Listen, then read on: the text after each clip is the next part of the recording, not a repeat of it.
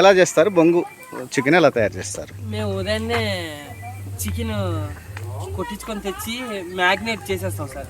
దానికి తగినంత మ్యాగ్నేట్ చేసేసి ఊరబెడేస్తాం సార్. పక్కన పెట్టేస్తే ఊరిపోయిన తర్వాత ఎవరైనా ఆర్డర్ ఇస్తే బొంగు నీట్గా మొత్తం కడిగేసి దాంట్లో వేసి కాల్చేసి ఇచ్చేస్తాం సార్. ఇంకా బొంగు చికెన్ ఎంతసేపు కాలుస్తారు? అంటే ఎంతసేపు అన్నది కాదు సార్, ఇంకా ఈ లేయర్ మొత్తం కాలిపోవాలి సార్. పై పొర మొత్తం బొంగంతా కాలిపోయిన తర్వాత లోపల చిన్న లేయర్ ఉంటుంది కదా సార్, చికెన్ ఏమో అవ్వకుండా ఉండే అంత కాల్చిన తర్వాత ఓపెన్ చేసి ఇచ్చేస్తాం సార్. అవునా? అప్పుడు నీట్ గా ఉంటుంది సార్. ఇప్పుడు మీరు చికెన్ ఎంతకు తెస్తారు? అర కేజీ చికెన్ ఎంతకు తెస్తారు? మార్కెట్ రేట్ ఎంత? ఓకే సార్, అర కేజీ చికెన్ ఎంతకు తెస్తారు? వినియోగదారులకు ఎంత ఇస్తారు? ఇప్పుడు మార్కెట్ రేటు బట్టి వాళ్ళు మనకి రూపాయి తగ్గించేవారు కదా సార్.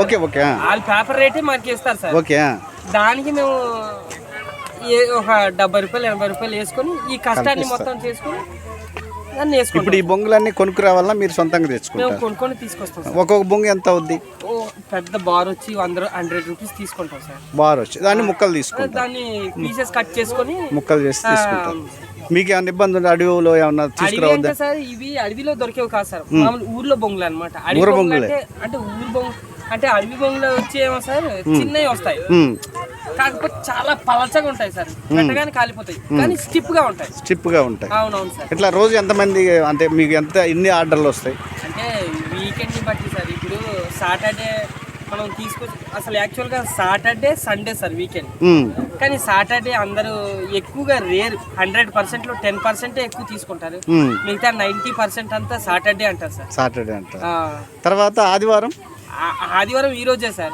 ఆదివారం వచ్చి అంటే 3 కేజీలు అమ్మినట్టు సార్. మీ పేరు? నా పేరు నాని సార్. ఇప్పుడు ఎప్పటి నుంచి చేస్తున్నారు ఇక్కడ వ్యాపారం?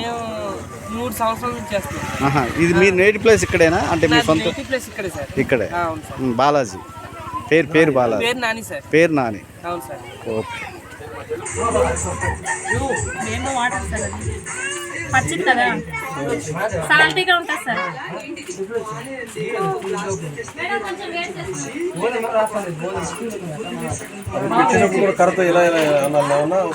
అవసరం లేదు సార్. ఏమన్నా ముక్కలు మిగిలిపోతే అందులో ముక్కలు మిగిలిపోతాయి కదా.